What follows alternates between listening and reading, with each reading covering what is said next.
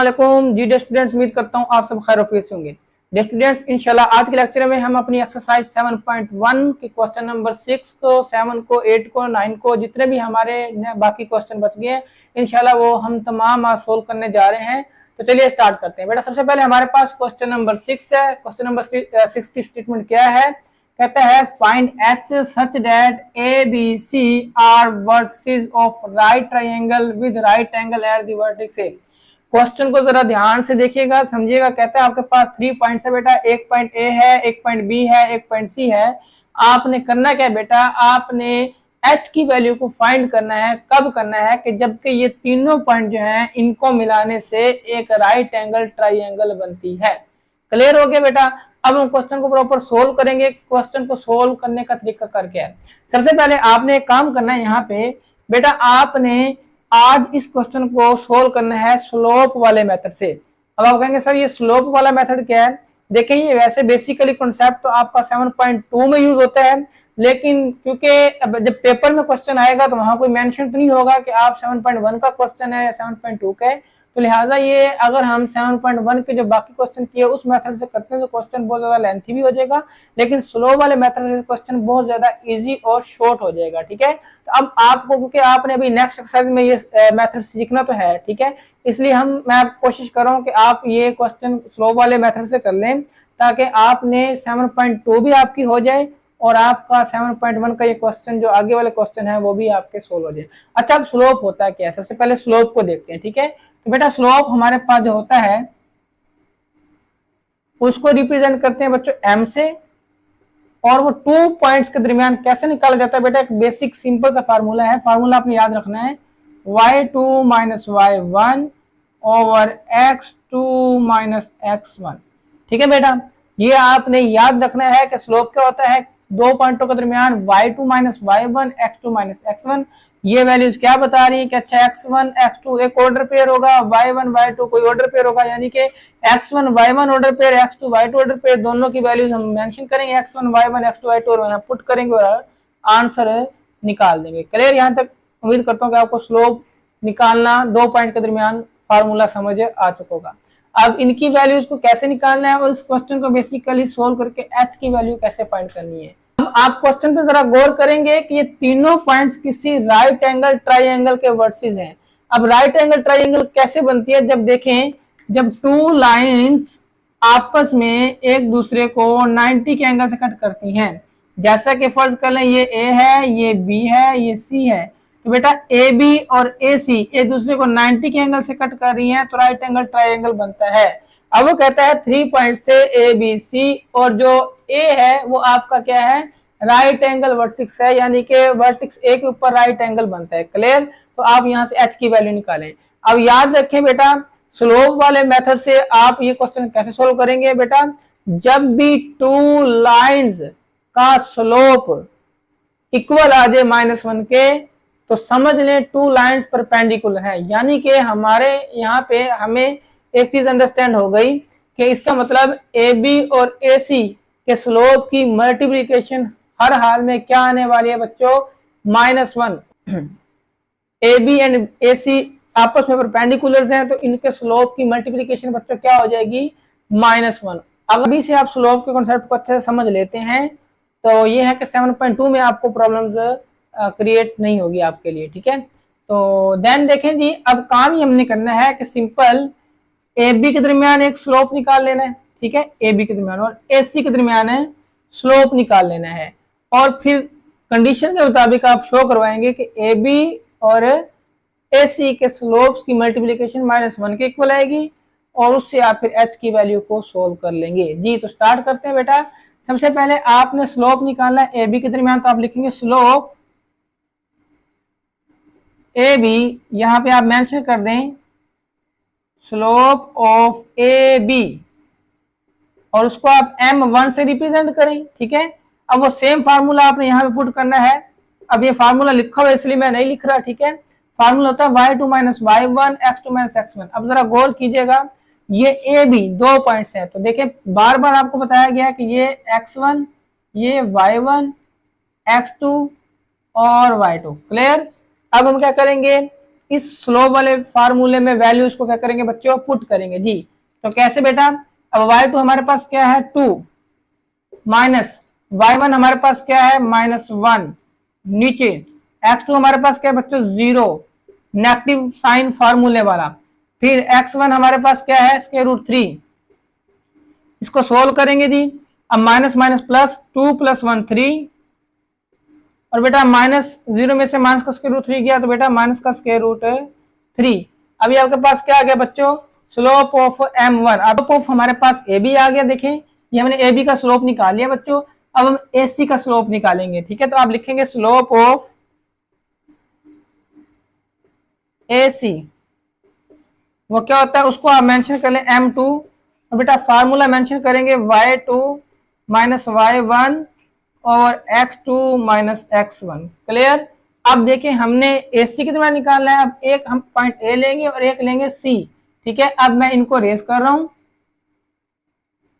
अब देखिए अब कैसे मेंशन करेंगे आप, अब एक पॉइंट A है एक C है, तो यहाँ पे आप मेंशन करेंगे x1 y1 x2 y2। लो जी, स्लो वाले फार्मूले में वैल्यूज पुट करेंगे। तो m2 बेटा कैसे निकालेंगे जी, y2 देखें y2 है हमारे पास -2, फार्मूले वाला बेटा नेगेटिव साइन, और y1 हमारे पास है -1, तो ये आ गया -1 नीचे बट्टे के साइन में। फिर आपके पास बेटा x2 कितना है h, ठीक है, फार्मूले वाला नेगेटिव साइन, और x1 कितना है √3। इसको मजीद हम आगे सिंप्लीफाई कर लेते हैं यहाँ पे, ठीक है बेटा। इसको मजीद बेटा यहाँ पे सोल्व कर लेते हैं। तो बेटा m2 हमारे पास कितना बन गया, देखो माइनस माइनस प्लस, अब -2 में +1 ऐड किया तो माइनस का 1, और बेटा अब h -√3, ये आपके पास आ गया m2, जो कि स्लोप किसका था बेटा, स्लोप ऑफ AC। क्लियर। अब बाई कंडीशन, अब दोबारा से मैं ट्रायंगल बना रहा हूं, देखें ABC और यहाँ 90 का एंगल बना है। अगर यहाँ पे 90 का एंगल बना है, इसका मतलब है AB और AC दोनों आपस में परपेंडिकुलर है। इसका मतलब फिर AB और AC का स्लोप का AB, इसका मतलब AB और AC की स्लोप की मल्टीप्लीकेशन किसके इक्वल आएगी, -1 के, क्योंकि ये हमारे पास एक रूल है कि जब टू लाइंस परपेंडिकुलर हों तो उनके स्लोप्स की मल्टीप्लीकेशन किसके इक्वल आएगी बेटा, -1 के। Condition slope of AB multiply slope of AC equal है -1। अब ये m1 मल्टीप्लाई m2 इक्वल है -1 बच्चों, ठीक है। अब m1 हमारे पास क्या था 3√3, ओके, और m2 हमारे पास कितने बच्चों, वो है -1 h -√3 इक्वल है -1। क्या करेंगे, देखिए बेटा आपको पता है कि 3/-√3 को आप सिंपल -√3 लिख सकते हैं। अब आप लोग पूछ रहे होंगे सर ये 3/-√3 को आप -√3 कैसे लिख सकते हैं। अब देखिए इसको मैं रफ वर्क में आपको समझाता हूं कि आपके पास था बेटा, इधर देखें 3 और √3 है, ठीक है। फर्ज कर लें आप नेगेटिव साइन को 2 मिनट के लिए इग्नोर करें। अब मैं इसको रैशनलाइज करता हूं, ऊपर भी √3 नीचे भी √3। अब देखिए ऊपर आ जाएगा 3 और ये x √3 मिलकर होगा √3 का स्क्वायर, ठीक है बच्चों। अब देखेंगे 3 और नीचे आ गया बच्चों 3। अब 3 से कट गया तो आंसर क्या आ गया √3। सेम इसी तरीके से देखें negative sign as it is रहा और 3/√3 का आंसर क्या आ गया, ऊपर आ गया √3। साथ बेटा क्या आ गया, ऊपर आ गया मल्टीप्लाई -1, नीचे आ गया h -√3 इक्वल है -1। अब देखिए -1 को जब -√3 से किया तो सिंपल √3 आ जाएगा, क्यों, क्योंकि माइनस माइनस प्लस हो जाता है, और √3 को जब 1 से किया तो √3 आ गया, नीचे -√3 इक्वल है -1 के। अब आपको क्या चाहिए, आपको चाहिए h की वैल्यू, इसके नीचे 1 होता है, लो जी क्रॉस मल्टीप्लिकेशन कर देंगे। नेक्स्ट आपके पास स्टेप क्या बनेगा, इसका मतलब अब देखो -1 मल्टीप्लाई होगा h -√3 से, इक्वल आ जाएगा जी इधर √3। अब देखें जी -1 ये नेगेटिव साइन उधर चल जाएगा, तो हमारे पास हो जाएगा h -√3 इक्वल है -√3। अब माइनस के रूट 3 जब उधर जाएगा बेटा, नेक्स्ट स्टेप मैं यहाँ पे आगे कर रहा हूं। अब ये आ जाएगा एच माइनस के रूट 3 इक्वल है माइनस के रूट 3, माइनस के रूट 3 उधर जाएगा तो एच आ जाएगा माइनस के रूट 3 प्लस के रूट 3। अब ये दोनों ऑपोजिट साइन में है, कैंसल आउट होके एच हमारे पास कितना आ जाएगा 0। लो जी बेटा, एच की वैल्यू हमारे पास क्या आ गई 0। उम्मीद करता हूं कि आपको क्वेश्चन नंबर 6 अच्छे से समझ आ गया होगा। फिर भी कोई क्वेश्चन हो तो कमेंट सेक्शन में आके मुझसे जरूर पूछ लिया करें। हम क्वेश्चन नंबर 7 को सोल्व करेंगे। तो देखते हैं क्वेश्चन नंबर 7 में क्या है बेटा। कहता है फाइंड एच। अब फिर एच फाइंड करना है such that A B C are collinear. ठीक है बेटा, अब फिर 3 पॉइंट्स हैं और आपने एच की वैल्यू फाइंड करनी है अगर ये तीनों पॉइंट कोलिनियर हो। अब करना क्या है बेटा, कोलिनियर पॉइंट्स क्या होते हैं, ऐसे पॉइंट्स जो एक ही लाइन में हो, पॉइंट ए, पॉइंट बी और पॉइंट सी। देखें ए बी सी ये तीनों एक ही लाइन में हो तो ये बेटा तीनों पॉइंट क्या कहलाएंगे हमारे पास कोलिनियर। ठीक है, अब बेटा जब 3 पॉइंट्स कोलिनियर हो तो उनका स्लोप आपस में इक्वल होता है। कैसे, अगर 3 पॉइंट्स कोलिनियर हो तो slope of A B and B C equal होगा। अब हमने क्या करना है, ए बी और बी सी के दरमियान स्लोप निकाल लेना है और कंडीशन को यूज करके एच की वैल्यू फाइंड करनी है। कैसे, देखिएगा। सबसे पहले आप लिखेंगे स्लोप ऑफ ए बी। तो बेटा स्लोप ऑफ ए बी वो फर्ज कर लें m1 है। अब देखें ये x1 y1 x2 y2 values put करेंगे। फार्मूला क्या होता है y2 minus y1 over x2 minus x1। Clear. अब यहाँ वैल्यूज पुट करेंगे। हमारे पास बेटा y2 क्या होता है, y2 है 2 नेगेटिव साइन फार्मूले वाला, y1 हमारे पास h ओवर बेटा अब x2 हमारे पास 3 और बेटा x1 हमारे पास है -1। क्लियर। देखें y2 की वैल्यू पुट की, फिर माइनस h y1 आ गया बेटा। अब हमारे पास जो x2 की वैल्यू 3 थी और x1 की -1 थी, ये फार्मूले वाला, इसको हम रीसॉल्व कर लेंगे बेटा। तो ये आंसर आ जाएगा 2 minus h over minus minus plus 3 plus 1 4। ठीक है, अभी आपके पास आ गया स्लोप ऑफ ए बी। इसी तरीके से आपने बेटा स्लोप ऑफ ये आपने ए बी का स्लोप निकाल लिया। अब इस तरीके से आप स्लोप ऑफ बी सी निकाल लेंगे। ठीक है, तो स्लोप ऑफ बी सी कैसे आएगा बेटा, स्लोप ऑफ बी सी उसको आप m2 कह लेंगे और फिर फार्मूला यूज करेंगे y2 minus y1 over x2 minus x1 values represent करेंगे। अब कैसे करेंगे, क्योंकि अब b और c के दरमियान है तो अब ये वैल्यूज आप रेज कर देंगे। ठीक है, अब x1 y1 किसको कहना है, अब देखें ये हमारे पास x1 y1 x2 और y2, ये सारा काम आपने लेड पेंसिल से करना है ताकि आपको वैल्यूज पुट करने में प्रॉब्लम ना आए, इसलिए रेड पेंसिल से मेंशन कर लीजिएगा, लेकिन ये जरूरी नहीं होता मेंशन करना। ठीक है, अपनी आसानी के लिए आप ये चीजें मेंशन करते हैं। तो y2 बेटा क्या है, y2 हमारे पास आ गया 3 माइनस y1 आपके पास आ गया बेटा 2, नीचे डिवाइड का साइन, x2 हमारे पास आ गया 7 और x1 हमारे पास बच्चों क्या आ गया 3। क्लियर। अब इसको सोल्व करते हैं बेटा। 3 में से 2 को सब्ट्रैक्ट किया 1 आ गया, 7 में से 3 गया 4। अब m1 भी आ गया m2 भी आ गया। अब कंडीशन क्या है कि तीनों पॉइंट्स कोलिनियर, और हम ये जानते हैं कि अगर तीनों पॉइंट्स कोलिनियर हो गए तो फिर ए बी और बी सी का स्लोप क्या होगा, आपस में इक्वल होगा। ठीक है, तो नाउ गिवन कंडीशन लिखेंगे, नाउ बाई गिवन कंडीशन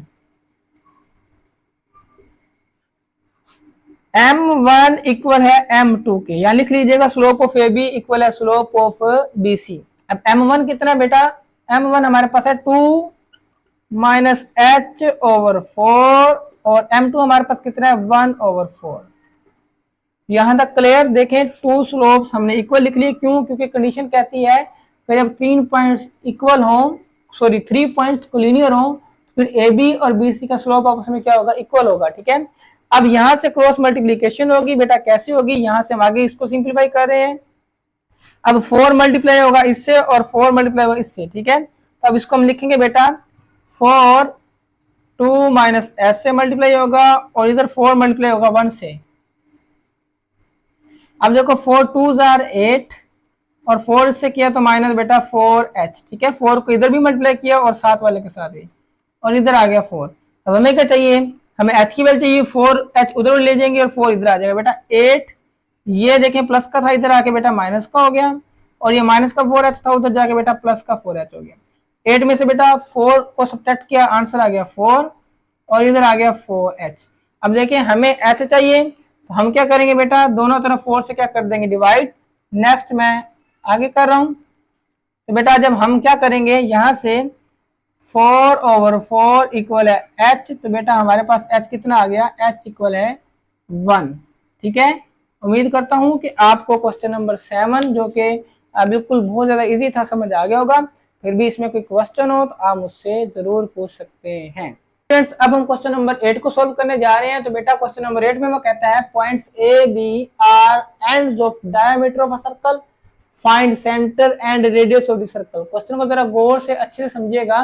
बेटा दो पॉइंट है हमारे पास, एक ए है एक बी है। कहता है ये किसी भी सर्कल का डायमीटर का एंड पॉइंट है, ठीक है। एक सर्कल है, यहाँ पे मैं आपको प्रॉपर डायग्राम बनाकर दिखा देता हूँ। बेटा हमारे पास बेटा एक सर्कल है, अब उसका डायमीटर क्या होता है कि सर्कल की बाउंड्रीज को एक लाइन कोड मिलाए और वो सेंटर से भी होके गुजरे, ठीक है। ये हमारे पास डायमीटर है। अब फर्ज कर लें डायमीटर पे एक पॉइंट ये ए पड़ा है, जो हमारे पास क्या है -5 एंड -2, और एक पॉइंट बेटा यहाँ पे बी है, जो हमारे पास क्या है 5 एंड -4। क्लियर, गौर करें। The point A and B are ends of diameter. एक डायमीटर हमने सर्कल के ऊपर बना लिए जिसके एंड पॉइंट ए और बी है। क्लियर। अब आपने साबित क्या करना है, आपने प्रूफ क्या करना है, अब आपने प्रूफ क्या करना है कि फाइंड सेंटर एंड रेडियस। अब आपने फाइंड क्या करना है, find centre and radius of the circle. अब आपने इस सर्कल का सेंटर भी निकालना है और रेडियस भी निकालना है। अब सेंटर क्या होगा, ये आपका जो मिड पॉइंट है इन दो डायामीटर्स। अब सेंटर क्या होगा बेटा, ये जो 2 पॉइंट्स हैं ए एंड बी, इनका बेटा जो मिड पॉइंट होगा उसको आप सेंटर कहेंगे, ठीक है। तो वो कैसे फाइंड करेंगे, देखिए अब ये एक लाइन है ए और बी। अब अगर हम इस ए बी का मिड पॉइंट निकालें तो हमारे पास सर्कल का क्या आ जाएगा, सेंटर, क्योंकि ये लाइन सर्कल का डायमीटर है। तो सिंपल सी बात है, आप इन 2 पॉइंट्स को सोल्व करेंगे मिड पॉइंट फार्मूले के जरिए, ठीक है। अब यहाँ पे आपको पता होगा कि मिड पॉइंट फार्मूला क्या है, आपको ऊपर वाले 7.1 के क्वेश्चन नंबर 2 के अंदर भी यूज हुआ, 3 के अंदर भी यूज हुआ, तो वो आपने अच्छे से देख लेना है। दोबारा से फार्मूला मैं यहाँ भी आपको मेंशन कर देता हूँ। तो सबसे पहले आप यहाँ पे सॉल्यूशन को लिखेंगे बेटा। अब आपने करना क्या है कि ए और बी के दरमियान क्या निकाल लेना है बच्चों, मिड पॉइंट निकाल लेना है। So mid point of A B, वो हमारे पास क्या होगा बच्चों, x1 plus x2/2 y1 plus y2/2। ये हमारे पास मिड पॉइंट का क्या बच्चों, फार्मूला, ठीक है। अब इसके अंदर वैल्यूज पुट कर देंगे। अब इसको मेंशन कर लें, x1 y1 x2 y2, values put करें। अब x1 हमारे पास है -5 प्लस, अब x2 हमारे पास कितना है 5/2, y1 कितना है बच्चों -2, फिर प्लस का साइन आएगा, और y2 हमारे पास कितना है -4 और बेटा 2, ब्रैकेट बंद। अब क्या करेंगे आप देखें, अब देखिए -5 और +5 0, तो 0/2 कोमा, अब माइनस प्लस माइनस, अब -2 और -4 हो गया बेटा -6/2। अब इसको मजीद सोल्व किया तो 0/2, 0 को किसी भी नंबर से डिवाइड करो, आंसर 0, और 2 1 जा 2, 2 3 जा 6, तो -3। अब देखें जी ये क्या आ गया जी, मिड पॉइंट आ गया किसके दरमियान, ए और बी के दरमियान, ठीक है। ए और बी का मिड पॉइंट ये आ गया, यानी कि जो उसकी पहली डिमांड थी फाइंड सेंटर, तो ये सेंटर आपके पास कितना आ गया बच्चों, 0 एंड -3। क्लियर। ये अब याद रखना है आपने कि सेंटर आपके पास कितना आएगा, 0 एंड -3। अब ये उसकी फर्स्ट डिमांड पूरी होगी। अब सेकंड डिमांड थी कि आप उसका रेडियस, उस सर्कल का रेडियस भी निकालें। अब आपको पता है कि सेंटर से आप किसी भी तरफ बाउंड्री की तरफ चले जाएं तो वो जो डिस्टेंस होता है उसको आप रेडियस कहते हैं। अब सी से ए निकाल लें या सी से बी निकाल लें तो आपके पास रेडियस आ जाएगा। यानी कि अब मैं अगर डिस्टेंस निकालूं सी और बी के दरमियान तो वो आपके पास आंसर में क्या कहलाएगा, रेडियस। ठीक है, तो आप लिखेंगे यहाँ पे रेडियस ऑफ सर्कल। ठीक है, असल में वो क्या है, वो डिस्टेंस है किसके दरमियान बच्चों, सी और बी के दरमियान, सी बी। ठीक है, अब वो फार्मूला हमारे पास क्या होता है, हम फार्मूला लिखेंगे x2 माइनस x1 का whole square plus y2 minus y1 का होल स्क्वायर, और होल का बच्चों क्या आ जाएगा, स्क्वायर रूट। अब यहाँ हम वैल्यू पुट कर देते हैं। ठीक है, तो स्क्वायर रूट का साइन आ गया बच्चों। x2 हमारे पास क्या देखें, अब यहाँ इसको आप मेंशन कर लें, ये आपके पास x1 y1 x2 y2। अब x2 हमारे पास क्या है, वो है जी 5। ठीक है, और फिर बेटा माइनस का साइन, x1 हमारे पास क्या 0, ऊपर स्क्वायर प्लस का साइन। अब y2 हमारे पास कितना है, -4, और दरमियान में माइनस का साइन, और y1 हमारे पास कितना है, -3, और ऊपर होल का स्क्वायर। अब इसको मजीद सोल्व करेंगे बेटा, 5 में से 0 गया 5, होल का स्क्वायर प्लस का साइन बेटा। अब माइनस माइनस होता है प्लस। ठीक है, अब -4 में जब प्लस का 3 ऐड करेंगे तो आ जाएगा -1, ऊपर होल का स्क्वायर और होल का स्क्वायर रूट। क्लियर, ये चीज आपको समझ आ गई बच्चों।